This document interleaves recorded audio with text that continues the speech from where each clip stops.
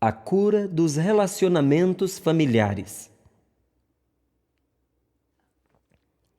Em geral, somos feridos com maior frequência pelas pessoas que mais amamos. Primeiro, porque elas estão sempre próximas a nós. Segundo, porque elas já estão em nosso coração e assim nos ferem a partir de dentro. Os nossos relacionamentos são marcados pelo pecado e seus desequilíbrios em nós. Além disso, existem forças tenebrosas que podem exercer uma influência negativa e opressora em nossas vidas, minando a nossa capacidade de sermos livres, abertos e cheios de amor. Sem perceber, acabamos por deixar que as feridas influenciem nossas relações e nos empurrem em direção ao sofrimento e à solidão. A primeira medida para a libertação é reconhecer que isso também acontece conosco, mas não é fácil. É muito doloroso para uma pessoa admitir e até mesmo aceitar-se com suas limitações, fraquezas, pecados e medos, sem antes ter experimentado no íntimo do coração que Deus a ama. Quando descobrimos que Jesus veio não para nos acusar nem punir, mas para nos curar e abrir ao amor, quando percebemos que Ele veio para nos perdoar porque nos ama sem limites, conseguimos aceitar-nos com nossos defeitos. Existe uma esperança para os nossos relacionamentos familiares. Existe a chance de travar laços saudáveis e duradouros. Graças ao Espírito Santo, não precisamos ficar amarrados para sempre com as correntes do egoísmo, nem perdidos no mundo de ódio e escuridão. O Espírito de Deus cura-nos para amar. E assim se torna possível perdoar e aceitar os outros com seus pecados e fraquezas. Às vezes queremos uma família diferente da que temos. Sonhamos com pessoas perfeitas que concordam em tudo e nunca erram. Desejamos conviver com quem não nos incomoda e pensa como nós. Isso é uma ilusão. Se estivéssemos numa família assim, seria a mais pobre de todas as famílias e nenhum crescimento seria possível. O relacionamento entre as pessoas só é maduro e firme quando elas aprendem a aceitar as fraquezas umas das outras, quando se perdoam e querem crescer juntas. Se a alegria de estar juntos é o que faz uma família respirar, o perdão é o que faz o seu coração bater. A família é o lugar do perdão, porque é também o lugar de nossas feridas mais profundas. Apesar de toda a confiança que podemos ter uns nos outros, há sempre palavras que ferem, atitudes em que a gente se põe acima do outro, situações em que ficamos melindrosos e nossas sensibilidades entram em conflito. Conviver com outras pessoas é, de certo modo, abraçar a cruz. E exige um esforço constante, assim como uma aceitação que leva a pedir e a dar perdão, dia após dia. Não se dá conselho a quem não precisa. Por isso, Paulo insistia com as famílias de Colossos: mulheres, sede submissas a vossos maridos, porque assim convém no Senhor. Maridos, amai as vossas mulheres e não as trateis com aspereza. Filhos, obedecei em tudo a vossos pais, porque isto agrada ao Senhor. Pais, deixai de irritar vossos filhos, para que não se tornem desanimados. Tudo o que fizerdes, fazei-o de bom coração, como para o Senhor e não para homens. Mas quando vivemos assim, que alegria, que paz, que amor! Muitas pessoas, por se sentirem sozinhas e vazias, querem ter sua própria família.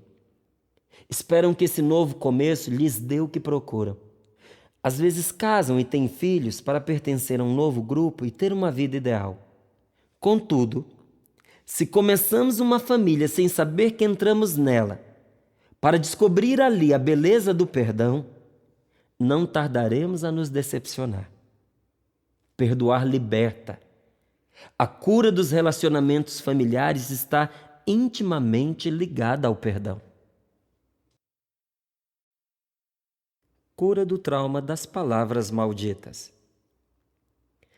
Certa vez, Jesus disse a uma multidão numerosa que estava à sua volta: ouvistes o que foi dito aos antigos: não matarás, mas quem matar será castigado pelo juízo do tribunal.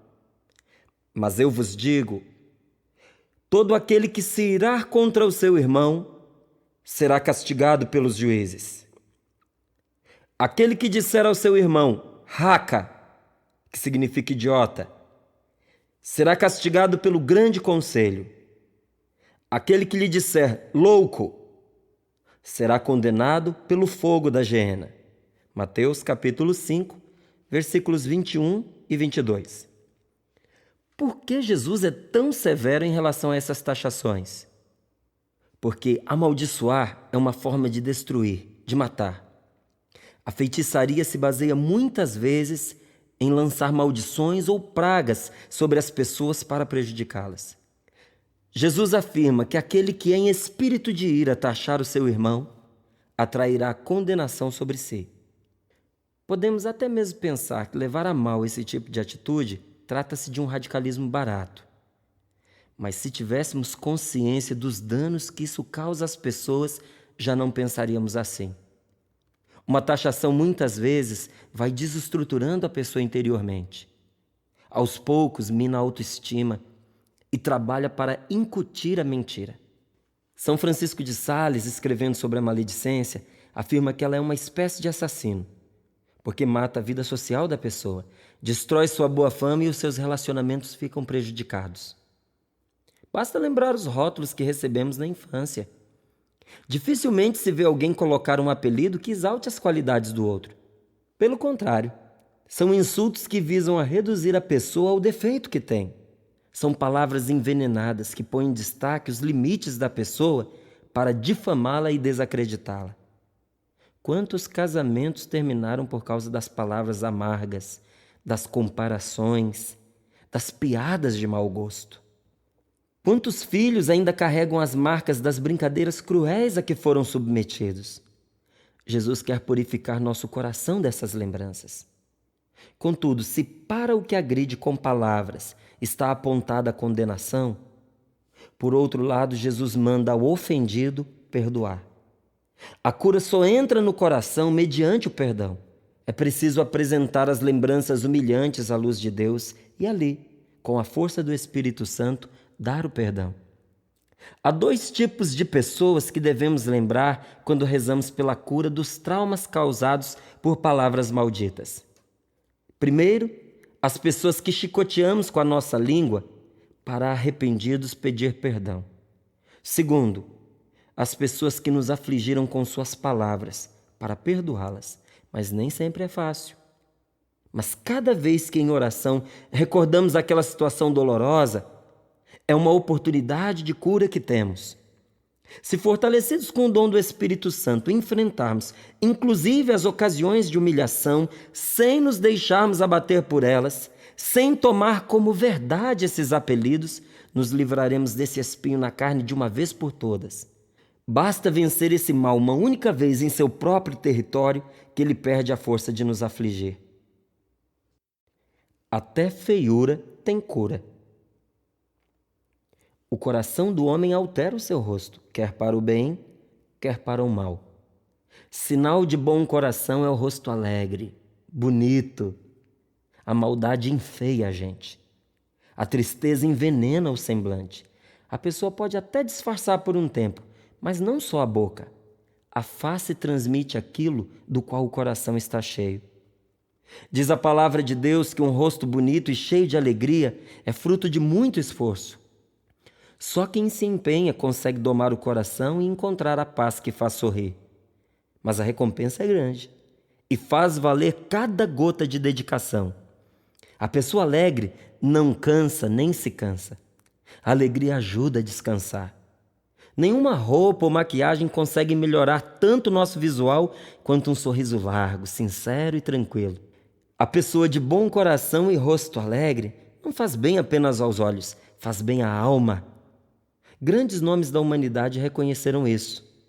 Khalil Gibran escreveu: a beleza não está na cara. A beleza é uma luz no coração. Leonardo da Vinci garantia que melhor do que ter uma grande beleza é ter um coração grande. Goethe, então, resume isso de uma maneira formidável. Quem tem bastante no seu interior, pouco precisa de fora.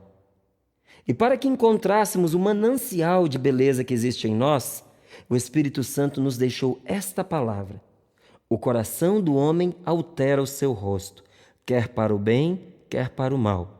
Sinal de bom coração é o rosto alegre. Dificilmente o encontrarás, e só com fadiga. Feliz aquele que não resvalou por uma palavra de sua boca e que não é atormentado pelo remorso do pecado. Feliz aquele a quem a alma não condena e que não arrefeceu em sua esperança. Há pessoas lindas que perdem todo o encanto quando abrem a boca, porque a boca fala daquilo que o coração está cheio. Há outras que não chamam a atenção num primeiro momento, mas depois vamos nos apaixonando por elas à medida que as conhecemos.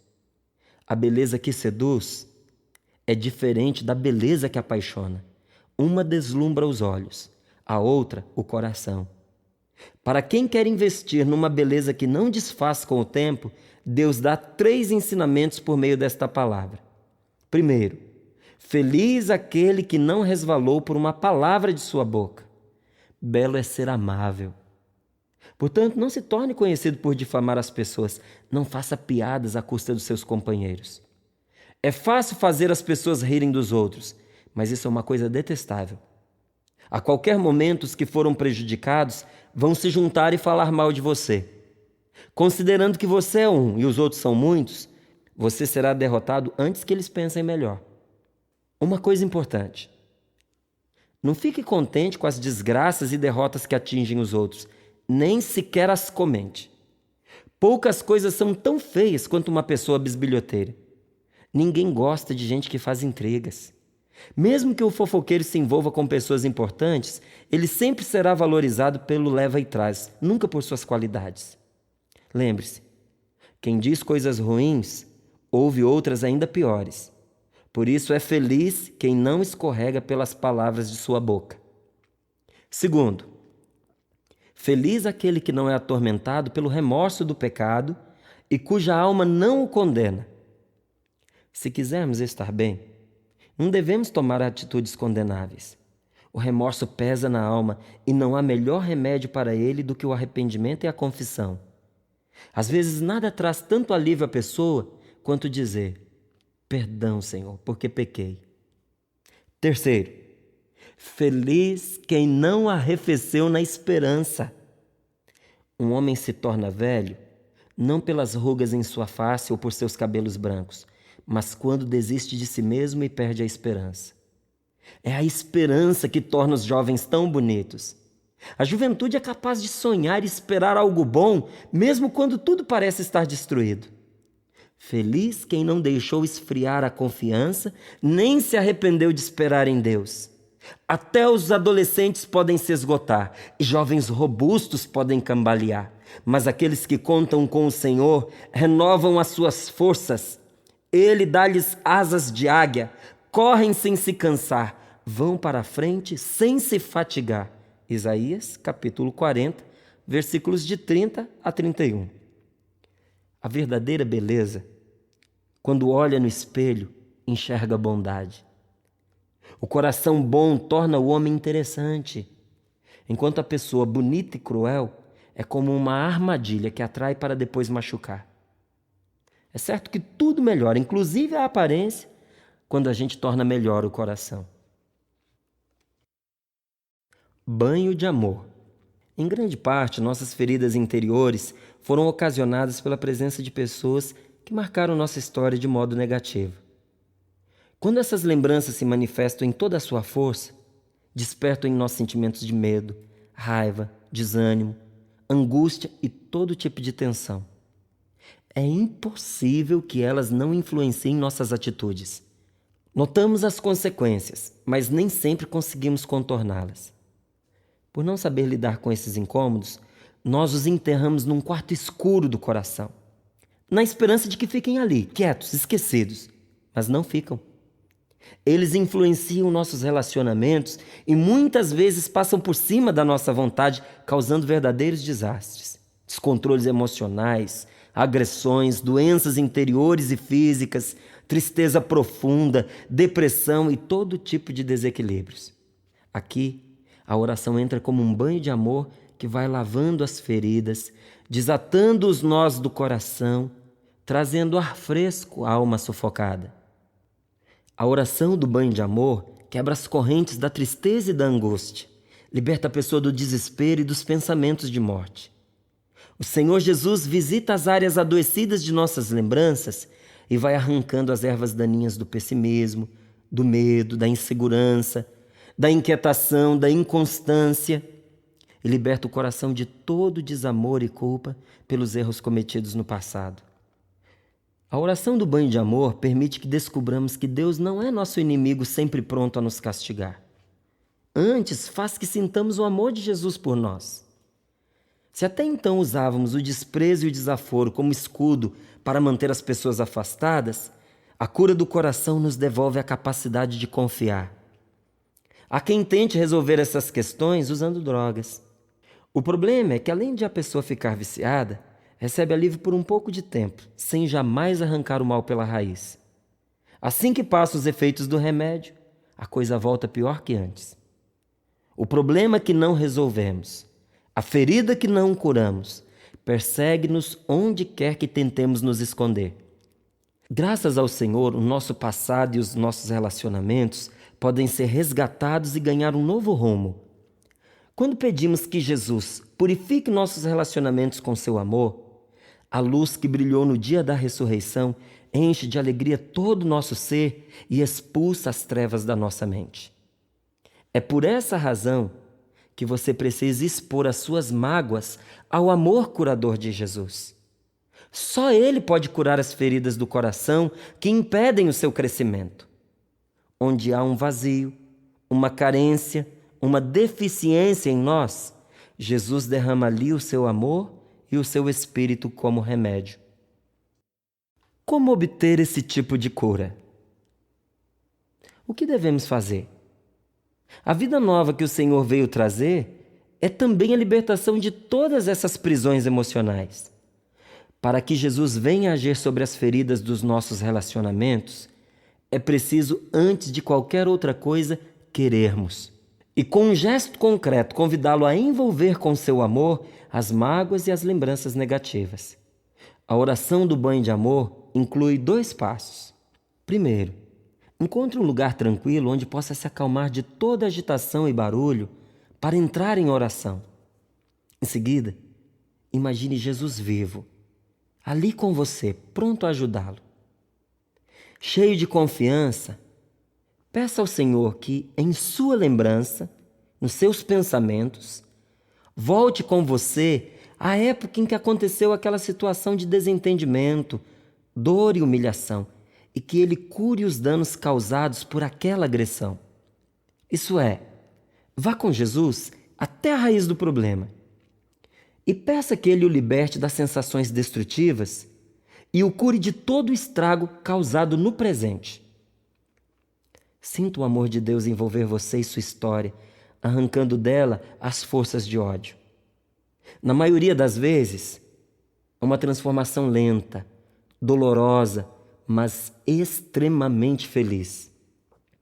É uma caminhada a 2, onde Jesus vai acompanhar você em suas lembranças, curando, corrigindo e dando uma nova compreensão para as suas recordações. Segundo passo, peça ao Espírito Santo que ajude você a reconstituir aquela cena dolorosa em sua lembrança. Tente imaginar o lugar, as pessoas presentes, os sentimentos que estavam dentro de você, tudo, exatamente como foi. No entanto, peça para Deus lhe mostrar a presença de Jesus que naquela altura você não foi capaz de perceber. Veja Jesus ali, do seu lado, presente naquela cena dolorosa, compartilhando a sua dor. E por causa dele, perdoe a pessoa que o ofendeu. Tenha compaixão dela. Sinta o amor de Jesus por você e com esse mesmo amor, tente amar o seu agressor. Aos poucos, o amor vencerá o ressentimento e você terá forças para perdoar. E vá assim, passo a passo, pedindo ao Senhor que supra o que você deixou de fazer e anule em sua memória os danos causados pelo mal que você cometeu, pelo mal que você sofreu ou pelo mal que você presenciou. Regue tudo isso com muito perdão e amor. Em pouco tempo, você começará a perceber os resultados. Dar um banho de amor é rever os relacionamentos, o passado e nós próprios numa atmosfera de amor e confiança. É aceitar o amor de Deus que nos permite suportar e vencer a dor no território dela. É curar a lembrança envenenada pelo ódio e pela mágoa, não com outra lembrança, mas com um amor generoso e profundo, capaz de desenraizar toda e qualquer força negativa em nossa alma. Mas para isso, é preciso trazer as lembranças aos pés do Senhor, para receberem um banho desse amor. Oração de fortalecimento. Quando rezamos, a cura acontece, mas continuamos as mesmas pessoas, com os mesmos pontos frágeis a serem fortalecidos. É insistindo na oração que a pessoa se torna mais segura e saudável. Recorrer ao Espírito Santo, em nome de Jesus, protege contra a depressão e a moleza. Fazer isso esfria toda a raiva e nos ajuda a recuperar o equilíbrio emocional. Mas a oração só completa sua obra quando aquele que reza vigia sobre o seu coração e está pronto a combater o pecado. Por isso Davi pediu: renova em mim, Senhor, o espírito de firmeza. Trata-se de um processo, e essa mudança exige esforço e empenho. Ninguém se fortalece deitado numa rede, mas assumindo a própria realidade, abraçando a cruz e carregando o próprio fardo. Na oração, Deus nos impulsiona para vencermos a fraqueza. Ele robustece a nossa cura, levando-nos a fazer o contrário do mal que praticávamos. Sem dúvida o fruto vem, mas cada um colhe o que planta. Quem quer colher felicidade, precisa semear virtude, fidelidade. Peça ao Senhor um coração orante e decidido. Quando você rompe com o pecado e se agarra firmemente ao bem, quando cheio do Espírito Santo você se decide a amar e compreende que rezar é tão necessário à sua vida quanto se alimentar, Deus o cura de toda a fraqueza e dos males interiores. Proteger as emoções. É sinal de sabedoria proteger as emoções e não se deixar afetar pelas coisas ruins que acontecem. Quem dá ouvido a tudo o que escuta acaba por acreditar naquilo que não deve e a se ferir com o que ouve. E uma vez que a mentira é sempre a primeira a chegar, não sobra lugar para a verdade. Como é que se faz isso? Assim como a gente não come qualquer coisa que os outros nos oferecem, nem mata a fome com o primeiro prato que nos dão, assim também não devemos nos agarrar à primeira coisa que nos dizem. Há pessoas que se parecem com as garrafas térmicas. Ficam impregnados com o primeiro cheiro que colocam nelas, seja bebida boa ou ruim. Quando os outros descobrem-lhes essa fraqueza, começam a usar mentiras e palavras ásperas para ferir. É preciso ser inteligente também nessas questões. Por exemplo, se você sabe que terá uma conversa difícil com uma pessoa que possivelmente vai agredi-lo com palavras, prepare-se. Reze antes da conversa. Imagine o momento do encontro, o começo da conversa, as coisas que a pessoa vai dizer e como aquilo lhe cairá no coração. Então, peça a Deus que não deixe ser afetado pelas agressões. Peça domínio de si. Peça sabedoria nas respostas a dar. Normalmente, esse tipo de conversa tem apenas 2 rumos a seguir. Um deles é bom, o outro é ruim. Não se trata de chegar armado para conversar, muito menos de planejar um ataque, mas de estar emocionalmente preparado. Portanto, imagine uma resposta boa e gentil para cada investida que você receber da outra pessoa.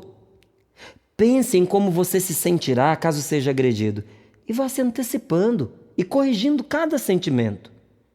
É um procedimento simples, mas é impressionante o quanto ajuda. Purificar-se diariamente. Se notamos que no decorrer de nossa vida muitas feridas foram se acumulando, podemos mudar essa realidade a partir de agora. Basta que toda noite, antes de dormirmos, façamos um passeio dentro de nós mesmos, debruçando-nos sobre cada acontecimento do nosso dia, principalmente os mais incômodos e obscuros, marcados pela desavença e pecado.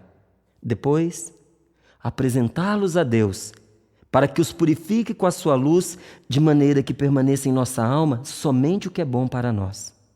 Trata-se de um belo exame de consciência.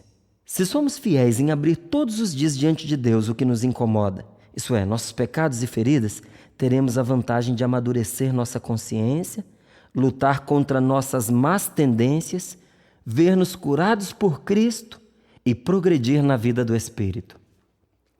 Ao fazermos diariamente a experiência da misericórdia do Senhor, somos levados a ser misericordiosos como Ele.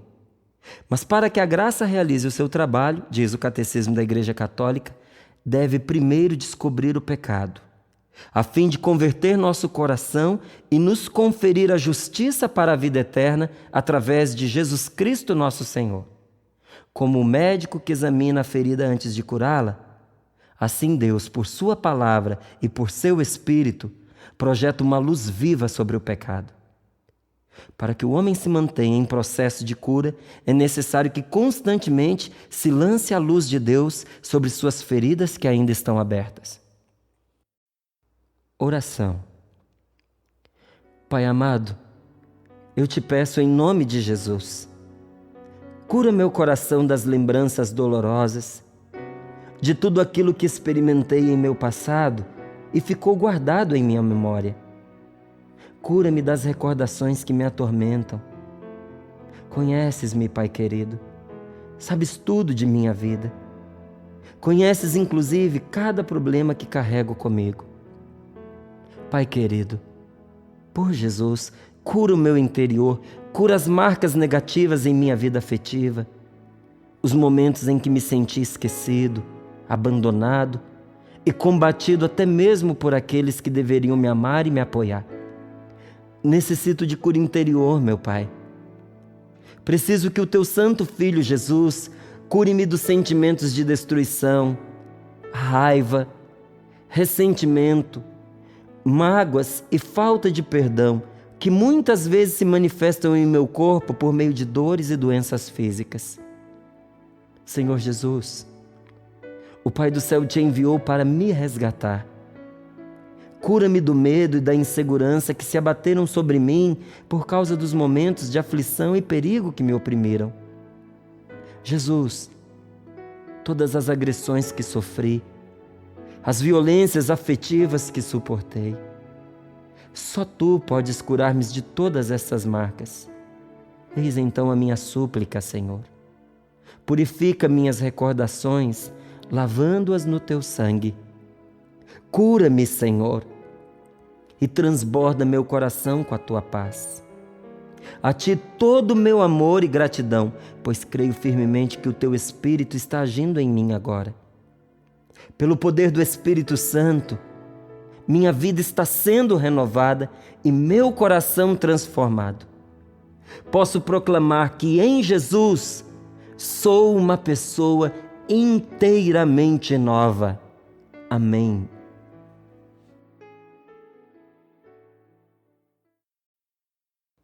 Ajudar na cura do homem. Há mulheres que têm dificuldades no convívio com seu marido e filhos, não porque sejam homens, mas por serem homens machucados em seus relacionamentos e necessitados de cura interior. É de grande importância ajudar o menino, o rapaz, o homem adulto em seu processo de amadurecimento afetivo. Isso não somente será uma bênção para seus relacionamentos, mas é o único caminho para que ele se realize plenamente como pessoa. Como pode alguém cooperar para que essa transformação aconteça na vida deles? Certamente você já ficou imaginando como ajudar um amigo, um filho, ou mesmo o seu pai a abrir o coração para aceitar algum apoio. Somente não sabia por onde começar. Seguem então algumas dicas. Ajude-o a se entender com o pai dele. O pai foi e é o referencial de homem que ele teve. Os dois precisam se aproximar e conversar, precisam ser amigos. Há muito entre eles para ser superado e também resgatado. Caso o pai já tenha falecido, incentive-o a recordar-se e a lavar a história de seu relacionamento pelo perdão. Ajude-o a ver sua sexualidade à luz de Deus, a perceber o quanto ela é sagrada e o quanto ela é fonte de vida e de alegria se for bem vivida. O sexo é uma fonte de prazer, mas o respeito ao próprio corpo é um manancial de felicidade. Homens e mulheres têm a mesma dignidade. As coisas melhoram muito entre eles quando ambos se respeitam, principalmente naquilo em que são diferentes. Ajude seu filho a se relacionar com amor, carinho e zelo com sua companheira. Num relacionamento de amor, não há superiores e inferiores. O amor nos coloca ao nível de quem amamos. Se ele é casado, faça com que perceba o quanto é importante que ele participe ativamente na vida das crianças. A menina aprende a ser mocinha no convívio com o pai.